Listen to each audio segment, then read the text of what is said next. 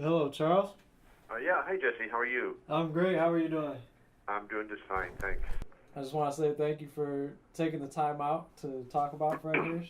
Oh, my pleasure. We can go ahead and talk about your journey and what led to you meeting Fred.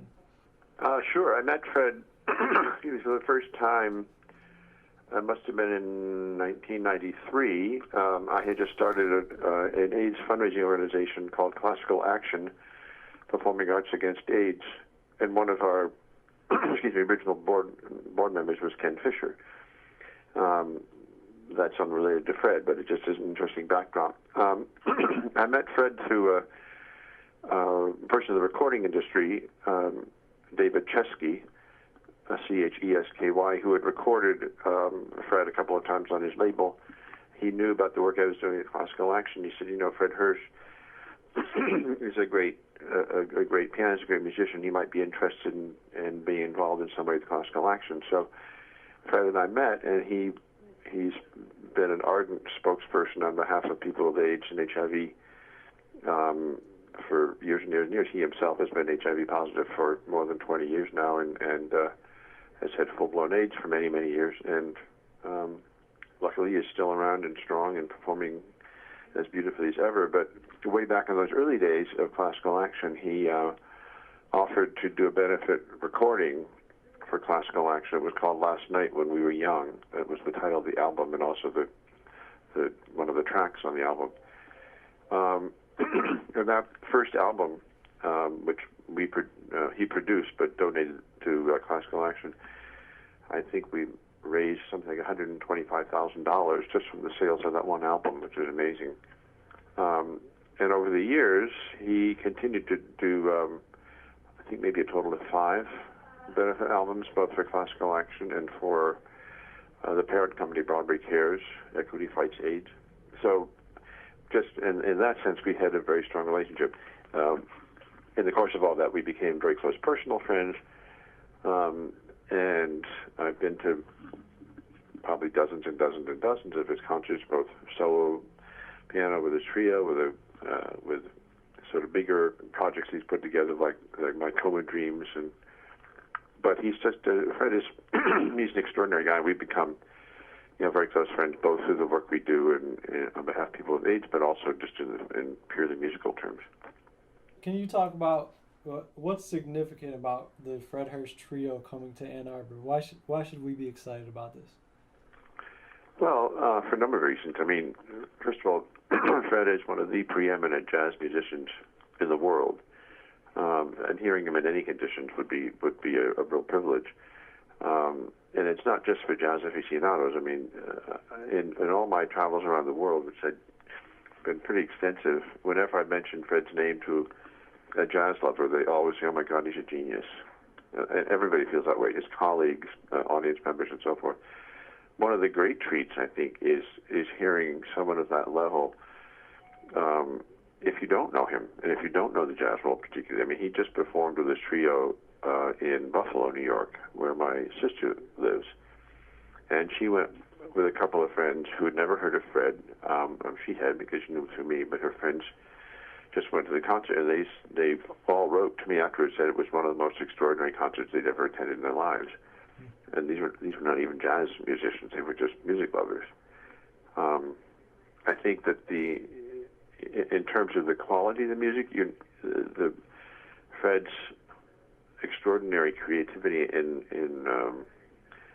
improvising and in creating the kind of magic in his performances is just it's there are very few people like that. He's just he has an extraordinary musical sensitivity, imagination, unbelievable technique and sound and all this kind of stuff. And the trio worked together like hand in glove. I mean, in terms of ensemble and the way they were the rapport between them musically, it's pretty amazing. So I think that the excitement would be that you're having one of the great jazz trios in the world today performing in Ann Arbor, and I would imagine that I can't imagine there'd be anybody at that concert that wouldn't go away thinking, "Wow, that was really an amazing experience tonight." Are you a jazz musician yourself, or a musician of any kind? I am not a musician, no. Yeah, because I think I only ask because I think you would find it just as enthralling as anybody else. It just there's kind of a magic that happens.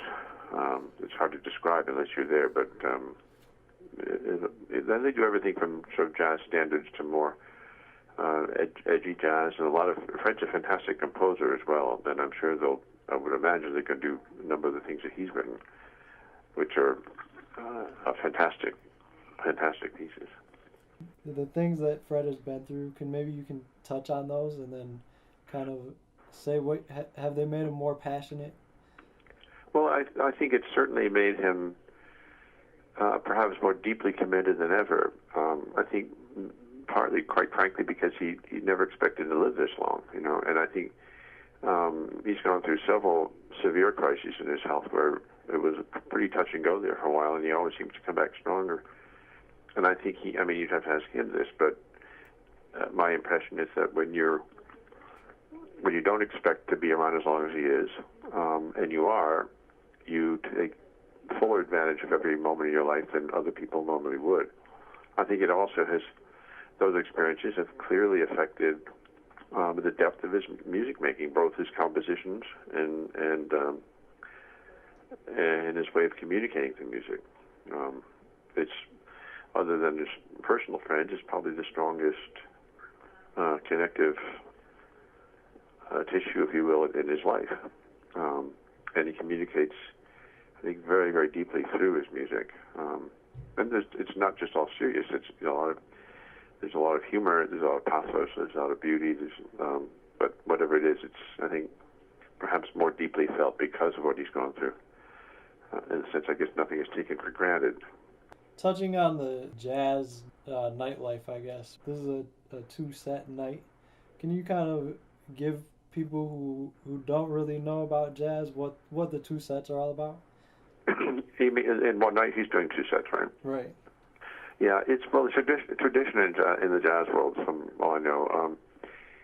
First of all, it's just a chance to hear him twice, but usually the sets are not necessarily always the same, and it's just sort of a chance to for people to go to both sets. It's you'll hear the first set, wow, I'd love to hear that again, and then you have the chance.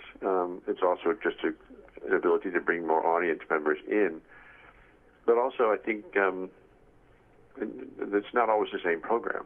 And even if you're hearing one of the geniuses of Fred, I think, is that even if you hear the same piece on two different programs, it's going to be different.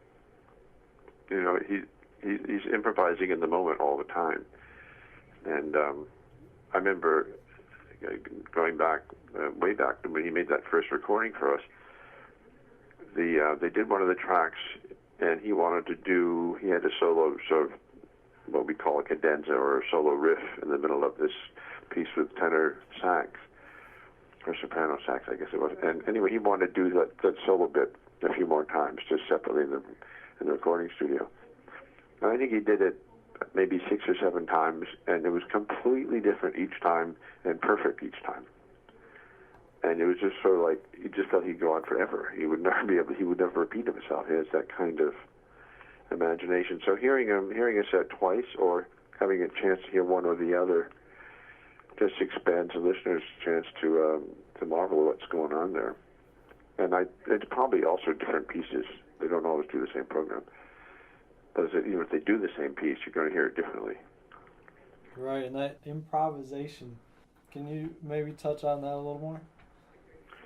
Well, improvisation just means really taking a tune, whatever it is, whatever the tune is, and just embellishing it. Finding different harmonies, finding different accompaniment for things.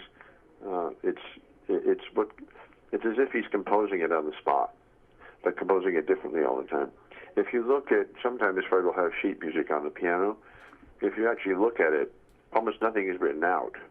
They'll have what's called a chart, just this key and that key and so forth. But all the music is coming from inside him at the time. It's not like a classical pianist who will learn a Beethoven sonata and then interpret it in his own way, but always playing the same notes.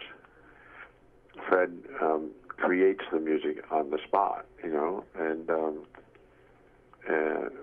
because of that spontaneity and ability to, it's not going to be completely different, but it will be. It's never going to be the same,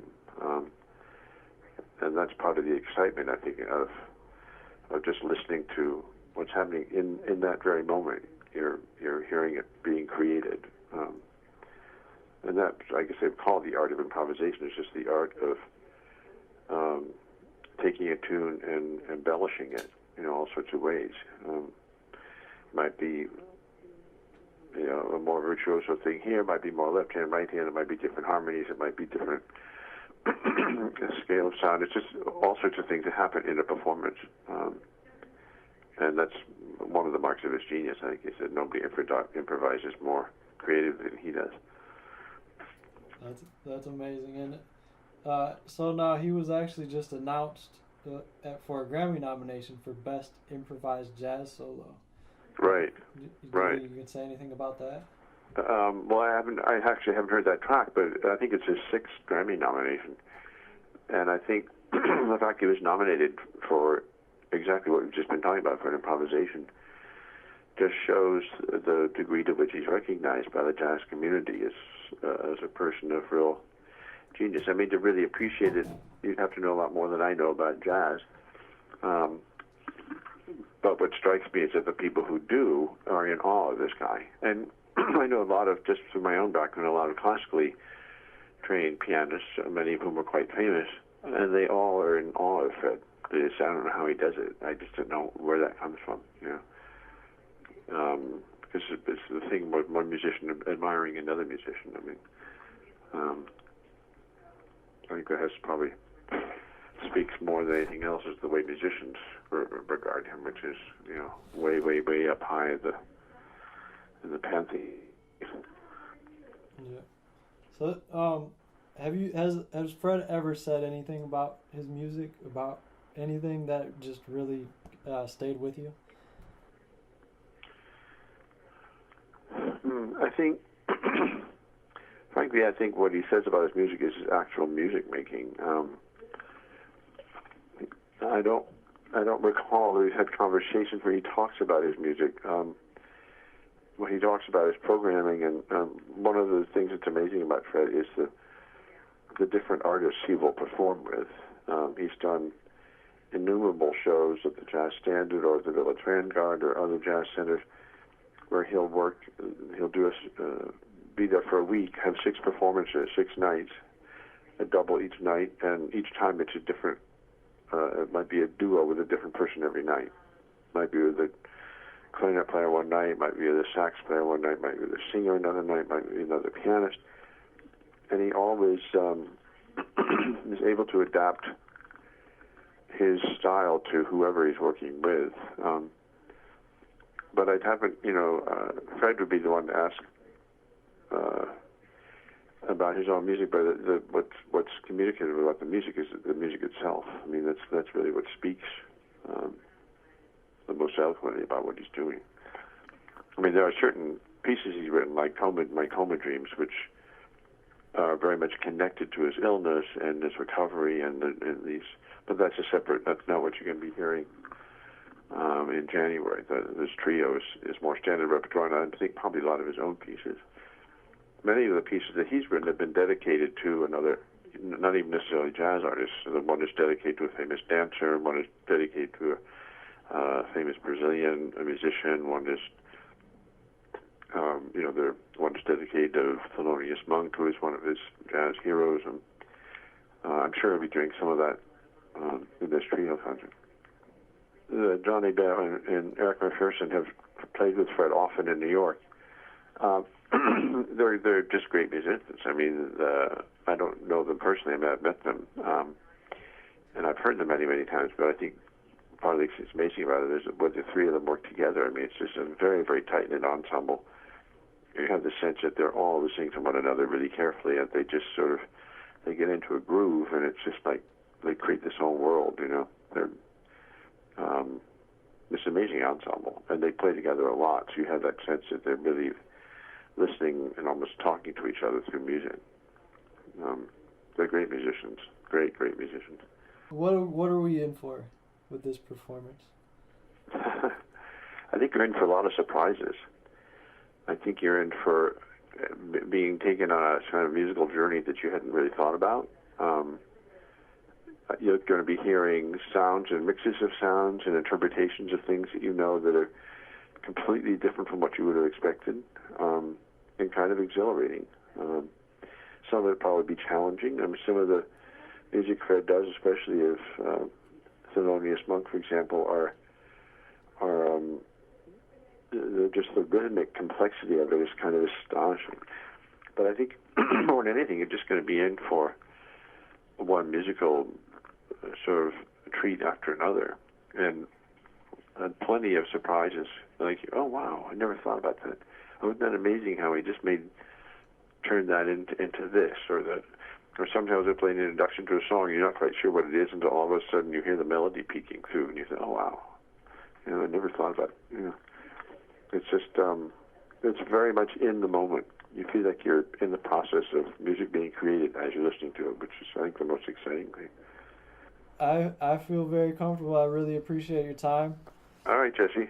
It's a pleasure. And when Fred does come, please say hi for me. Tell him I'm sorry I can't be there. Will do. All righty. Have a great evening. Let's see you. You too. All right. Bye-bye.